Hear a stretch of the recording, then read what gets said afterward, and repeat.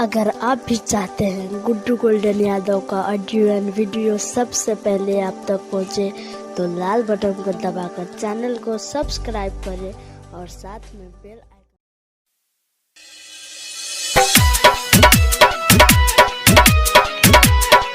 मोरो जाई बतिया बनाई तोरा बिना पगली, तोरा बिना पगली, तोरा बिना पगली। लागे कोइल पटन तोहरा परियब से नूरवा, हाथों में पहिरले चूड़िया जान। लागे कोइल पटन तोहरा परियब से नूरवा, हाथों में पहिरले चूड़िया जान। मोहरो जाई बतिया बनाई तोरा बिना पगली, देख के जई हजार के पुड़िया जान। मोहरो जाई बतिया बनाई तोरा बिना पगली, देख के जई हजार के पुड़िया जान। मोहरो जाई बतिया बनाई तोरा बिना पगली, तोरा बिना पगली। देख के जई हजार के पुड़िया जान। तू तो भुलाई गईलू ससुरा में जाई के, देखबो न करबू मुहवा उहवा तू आई के, उहवा तू आई के।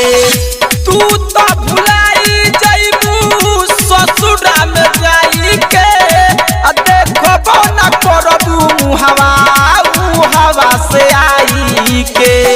दे दिहलू धोखा तू तो पाइए के मौका, दिलवा पमारी जाइबू छुड़िया जान। मोर जाइब दिया बनाई तोरा बिना पगली, देख के जई हजार के पुड़िया जान। मोर जाइब दिया बनाई तोरा बिना पगली, देख के जई हजार के पुड़िया जान। मोहरो जाई बतिया बनाई तोरा बिना पगली, तोरा बिना पगली। देख जई हजार के पुड़िया जान। रोशन सतेंद्र साथे तू तो चली जाइबू, गुड्डू गोल्डन के तू जियते मुइबू, जियते मुइबू। धीरज धानी के साथे तू तो चली जाइबू, गुड्डू गोल्डन भूषण के जियते मुइबू।